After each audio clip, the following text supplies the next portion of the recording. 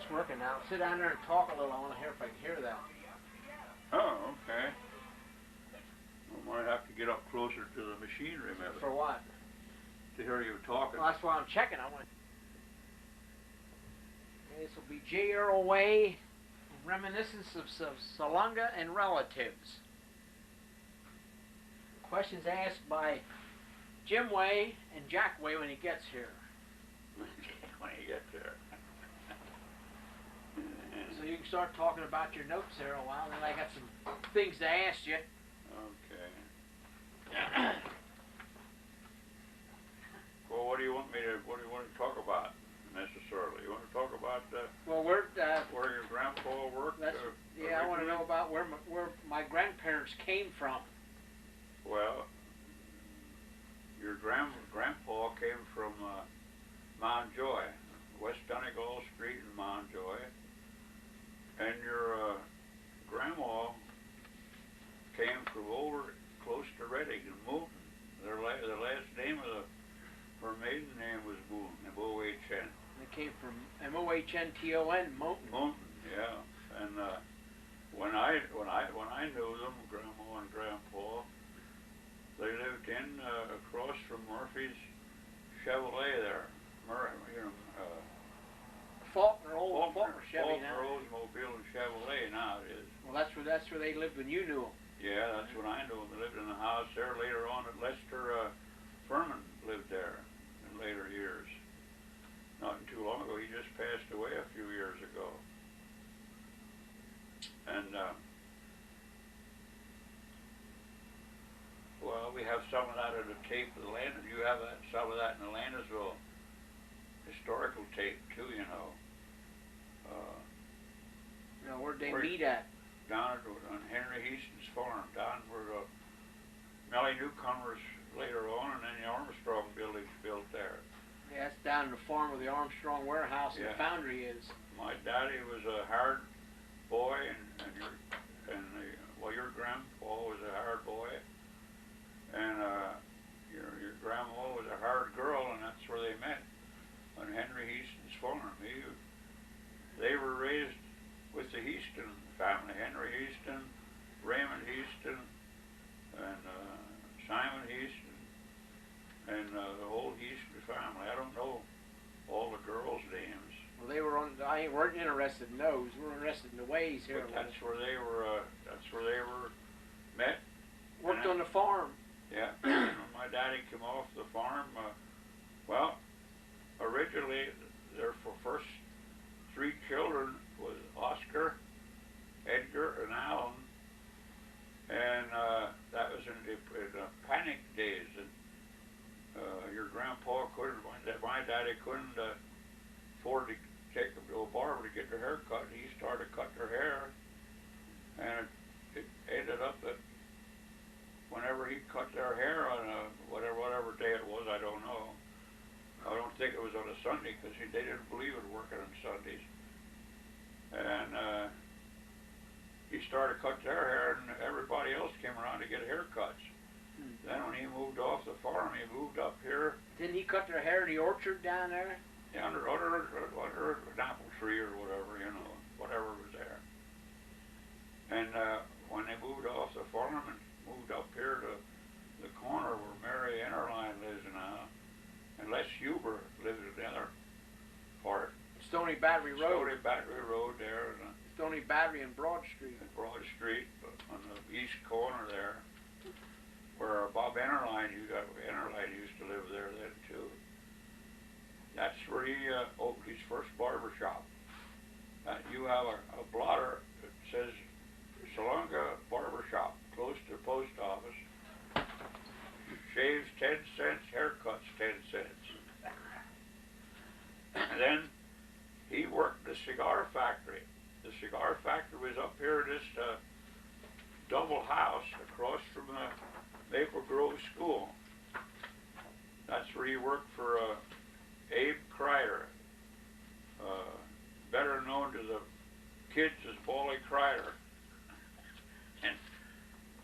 And that's where he worked until about, I guess maybe 1917 probably, when the war was over. Then he moved his shop. Well, before that he moved his barber shop down in to where the gas station used to be at Cooper's there. There was a building there called the Band Hall. The band, Salonga Band, used to practice upstairs, and your daddy, H.K. Way, I guess we ought to get that in.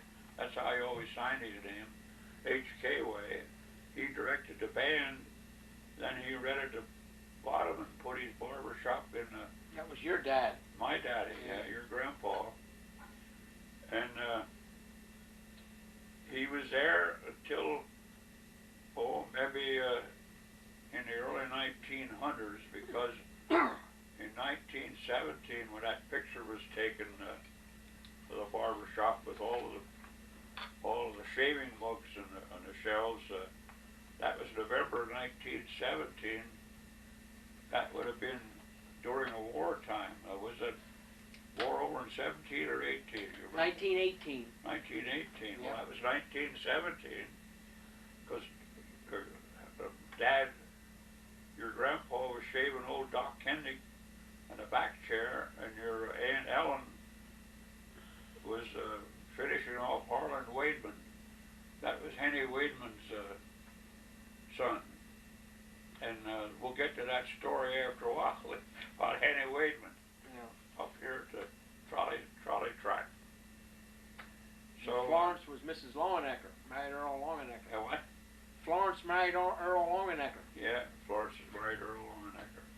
Ellen was married to Walter Briner. He barbered in Landisville for a number of years, well, until he passed away. He was a barber in Landisville. Well, was that something significant there about when the war was over? What you're talking about when they were shaving them? No, that was 1917, November 19. The calendar is in the back of the barber shop. You can see it. Oh. November 1917. Yeah, I want to see if I can put this blotter on that camcorder up there. Just a minute. Okay. There's a blotter, but I don't think you can read it. I'll hold it up there.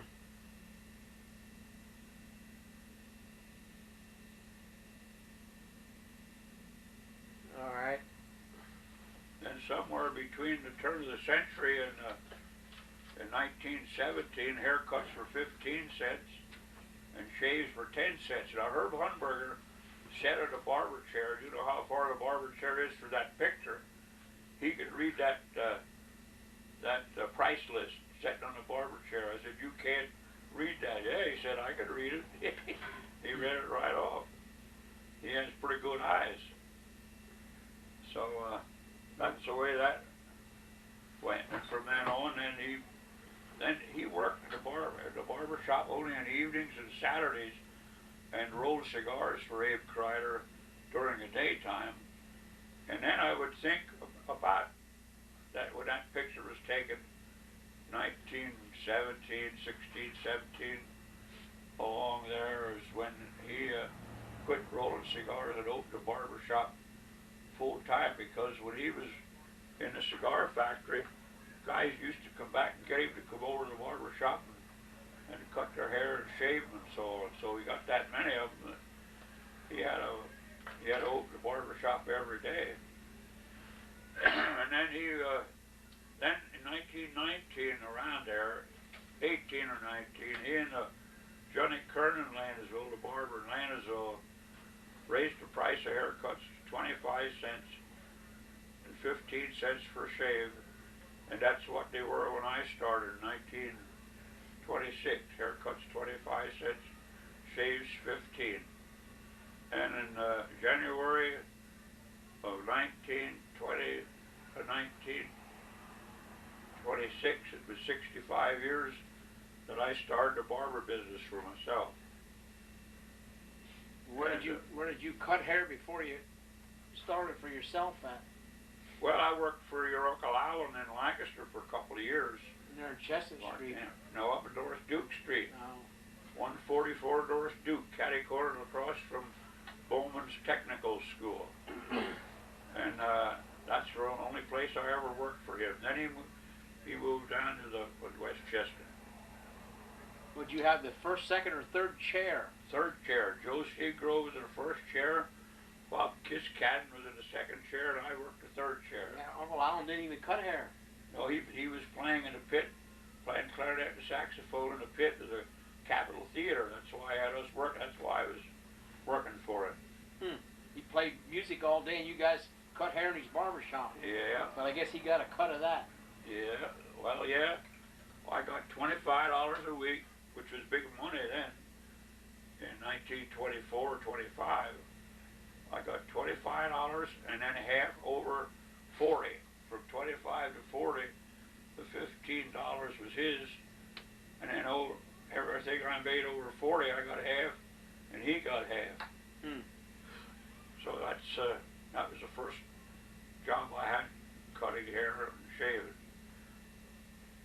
Where I really learned a lot about cutting hair and making mistakes, a lot of them, was Alan used to get down to Philadelphia to take lessons on his clarinet, but from two French professors.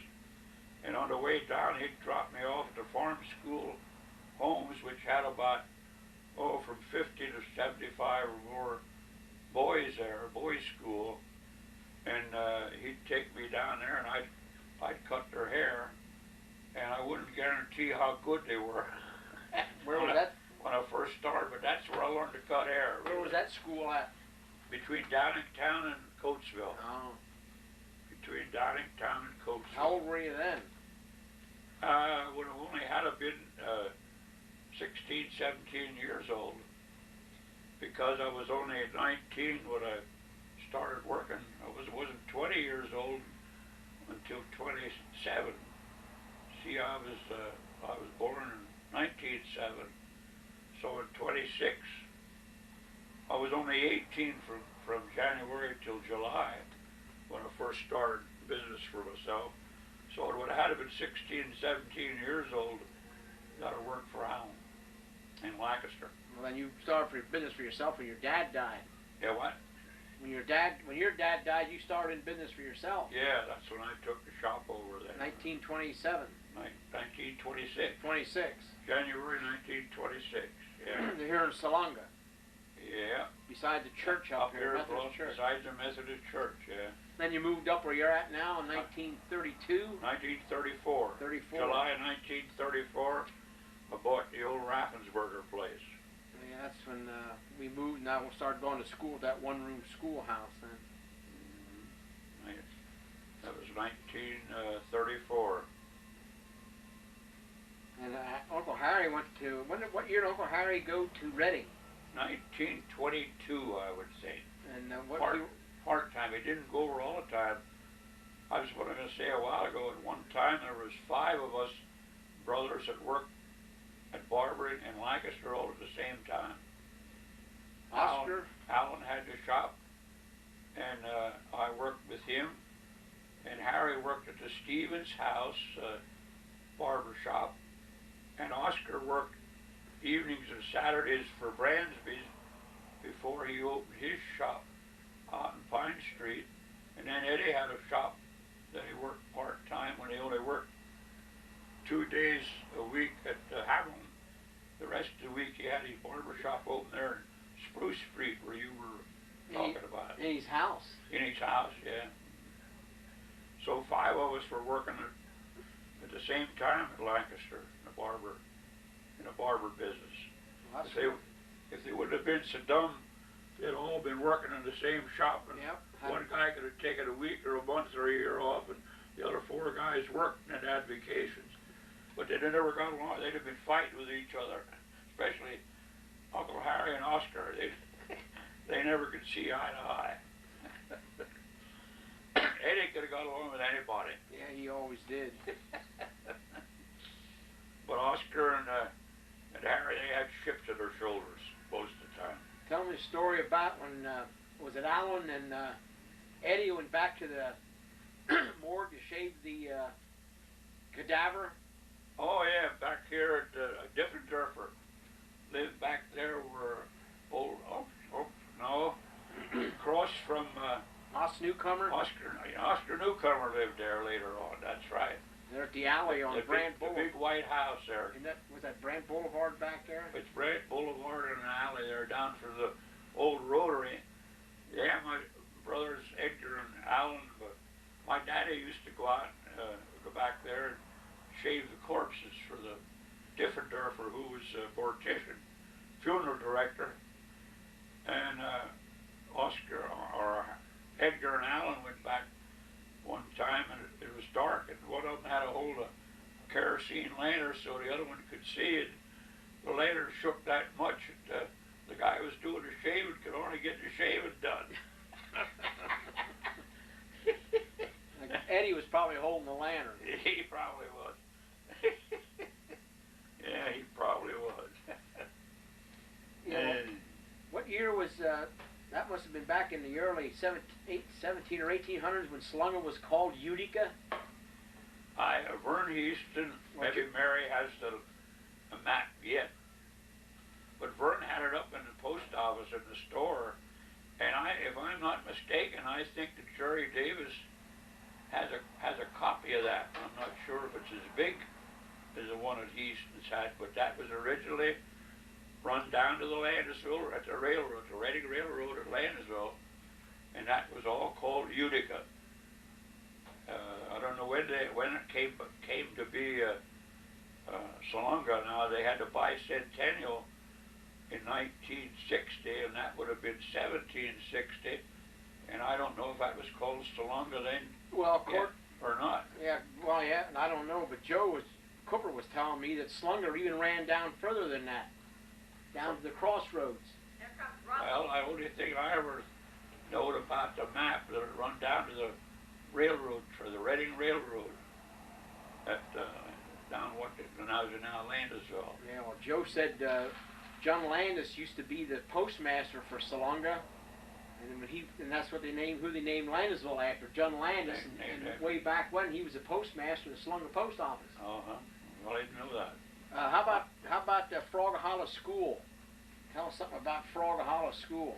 Well, I remember Jake Herman was a teacher, and Jake Herman lived with Wademan. He married Elsie Wademan, who lived alongside of us. What year was this? Well, that would have had to been when I was 6 years old. Would have been 1913. 1913, along there. And I started school down there, but my mother thought that Jake Herman was too mean to me, so she said, "You go along with my sister down to Landisville." My sister Ellen and Florence went down to Landisville to school, so I went along with them down to Landisville. I didn't go very long to Landisville. I mean, to Frogahalla School. Oh, you did? That was over here. Across from Edith's hers. Across from what is the golf? The miniature golf course now. Across from the golf driving range now. Yeah, the corner right of that lane there. Frogahalla School. Yeah, that's right. Okay, now since you're talking about the Frogahalla School, I want to tell you a little story. Don't lose your voice. Enos Her lived across from there, across from that farm. And about 9 o'clock every night, Enos used to go back down home, So us kids were all down at in Kendick Brothers' office. Kendick Brothers were there, Emp's young, run with crutches, Emp's worked there as a That's up office where Cooper's boy, is now. where Russell Cooper's place is now. It was a wooden building then. What Russell? You mean John Cooper's place? John Cooper's. Yeah. Well, Russell had it one time. Yeah, but I'm His talking daddy. about today now. John Cooper down. Yeah, okay. Well, anyhow, a half a dozen of us kids, I don't know who all it was with, Earl Newcomer, probably Bill Schertzer, and maybe Russell Spar and Chris Keller, maybe 3 or 4 or 5 of us, maybe we made out we're going to go down and put a rope across the road when he just goes down home, So we did. We went down and we put a string across. I don't think it was a heavy one, but the field right next to it was a wheat field. Is this where Enos lives? And over on the opposite side, toward where Armstrong is now, toward the Houston farm, Melly Newcomers. a wheat field. And on any given day, I could beat any one of those guys running on foot. I left them in the dusk, you know.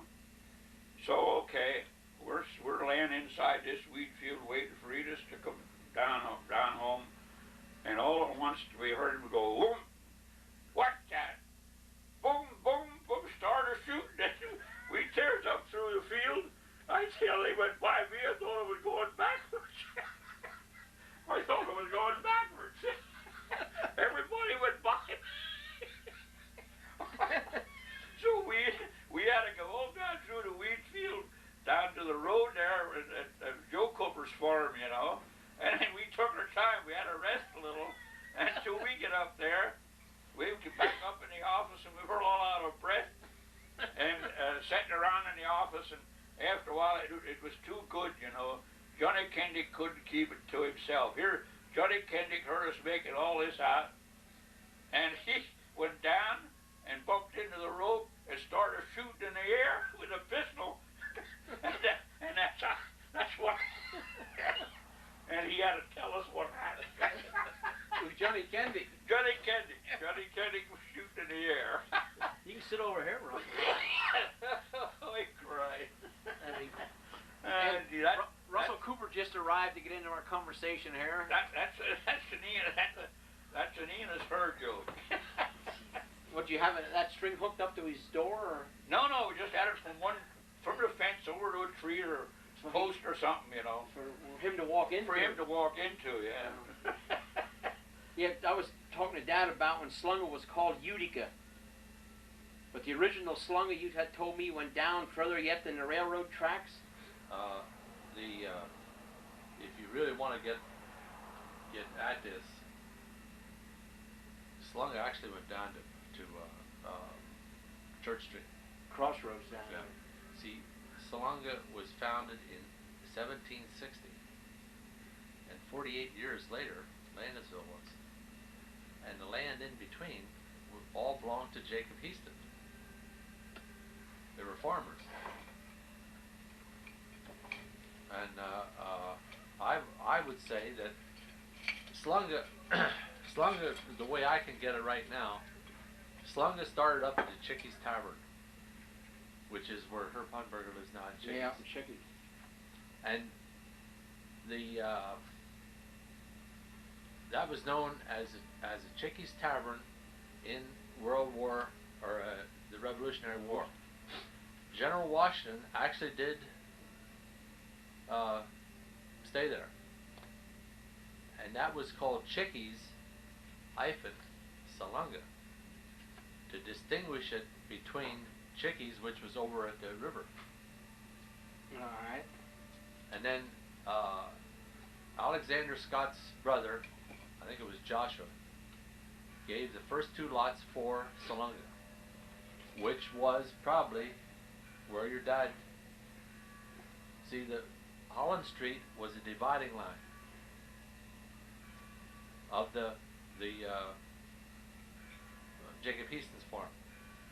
The Scott's farm laid towards Chickies, and towards Landisville was Jacob Heaston. Well, Holland Street's that street right up here, isn't it?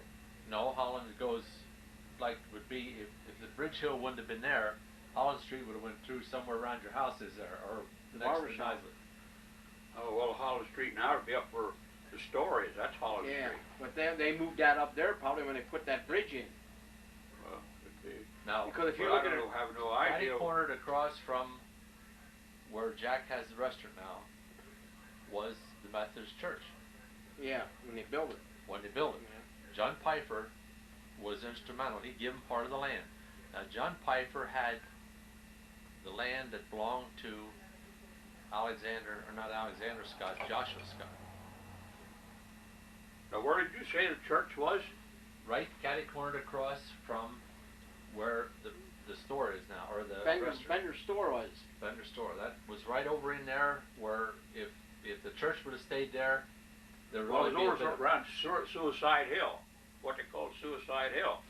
Well, no, that was only built, Suicide Hill was only built after they built the railroad through there. Yeah, but I mean, that's where it was, over in that direction, over in that area. Well, no, they say it was towards the main street. It was along Main Street. Well, yeah, you mean... In other words, the Main Street was like it is now, and it ran right up through the Chickies. When they put the railroad in, they had to cut across there, and Main Street made a little bit of a left turn, went across that bridge. And the church was right across the street from where Evie's store was. Right across the street. I knew it was I knew it was over there, but I didn't know it was. On the other side. I didn't know it was that close to the main street. It was right. In other words, the way I understand and I get out of this, it was right along Main Street. Did just they the way move it is it? now. Oh yes. They moved it down here. Mm-hmm. And the railroad bought all them homes. The home you grew up in down there was owned by the railroad, right? Yeah. Then the railroad gave that home to the church for a parsonage. The way but home. The parsonage always was the same preacher preached at Salunga Methodist Church as a Mount Joy Methodist Church, and they had a parsonage, so he always lived in there, and that's how my daddy rented the house from the church. Next to the Methodist church there. Yeah. Now here's 66 is Jacob Easton's. Now that's the original land grant. That's the copy of the original land grant. Now they put the overlay of the Pennsylvania Railroad and the Turnpike. Yeah. Okay, and Alexander Scott. Oh, wait till I find the other guy's name. 93 and 91. Joshua Scott. Okay, now Joshua Scott was the man that supposedly started Slunga up at this end. But I do believe that Slunga was more towards the Chickie side. And Slunga was original. Slunga was original. So your house is, if that's the original house, I don't know how far you take the deeds back, but your house should be one of the oldest houses in Salunga. I know because it had to be. Because when I got insulation on my attic floor, there was planks that wide that they had to move up. Not just little boards, planks. Where Mallory's lived there in the corner, Now that's a log cabin. That's a log cabin. Now that, according to Dick Pfeiffer, is the tenant house of John Pfeiffer's farm. The house in the corner there. Yeah. Then how about the little house next door that was Scotty Eshelman lived in? What was that? I don't know. But the house, according to Dick Pfeiffer, which would have been, Dick. Yeah. Okay. Levi's That would have been John Pfeiffer would have been his grandfather. The house. See, the road went between the house and the barn. And then when the railroad went through, they tore the barn down and put the barn where it is today. Yeah, there was another barn there, though. Don't you remember that? Well, no, I only remember the road going up and the bridge going I across. want to tell you something. I think something isn't quite right here. Howard Pfeiffer's house now, Yep. and the barn over there. Yep. Okay. There was if this was a tenant house, what I think is that this house in the corner where Maury's lived, that was a farmhouse, and the little house where Scotty Eshelman lived was a tenant house. Because over there where McGee's lived now, there was a barn and a tobacco shed. You remember that, Jim, or don't you? Faintly, very faintly.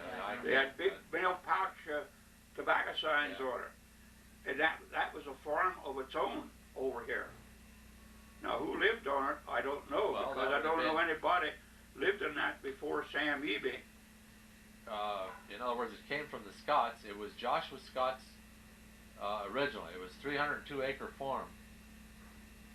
And then, now the guy that was going to name it Utica, Colonel Hostetter, now he either moved into that house the way it is now or built that house. Which one's this? Where Johnny Cooper lives, or where Hops Pfeiffer is the farmhouse, okay? But that house, that farmhouse and barn, which is torn down now, the road went between the house and the barn. In other words, if you the main street, or the what they call it there, the Mountjoy Lancaster Turnpike. Well, see, there was a barn on this side of the road now, there was a barn there. Before he went up around the steel bridge, Well, Dick there was a Piper, barn in there. Dick Piper tells me that now this John Piper would have been Dick was Levi's son, Well, and Levi would have been Hops's brother or John's son. Yeah. Okay. He tells me that see, John Piper started the Methodist Church in Salunga. Okay, they met in John Piper's house up there before they ever built the church. Yeah, that's a documented record. I just Yeah. read that. And then, because the house is actually has other poles in the bottom to keep it together, you know, so if people get in, they don't fall down. And then they wanted him to tear the barn down when they straightened out the railroad, and he wouldn't have no part of it. So they waited till he was in church. John Piper was a God-fearing man, and he went to church all the time. As a matter of fact, he started the Methodist church here in town. Yeah, And they waited till he was in church, and the railroad brought a whole crew in because he lived in the barn. And by the time he got out of church, they were that far gone with the barn that they didn't want to put him out of his house. Now, he moved from the house into the barn. To keep from tearing it down. To keep from tearing it down. Now, this is a documented, this is from, you get Dick Piper talking about this. Yeah, I know he used to sit out, I've heard he used to go out with his shotgun, run the railroad people off with his gun. Yeah. This is. I didn't know he lived in the barn like that though. Now the Pipers will tell you this. Now I'll tell you something else that I've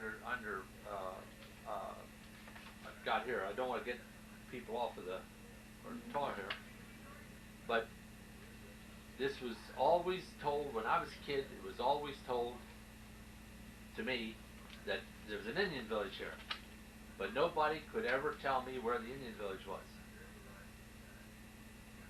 I wouldn't have an idea either. Okay, now when I was a kid, and Grandpa and I used to go to my grandfather and I, Joe, used to go on a Sunday afternoon. We'd walk to the creek. Now where the Slung interchange now, that was Frank Bear's farm, come down to Holland Street, and Joe Cooper's farm come down. You know, they both butted Holland Street.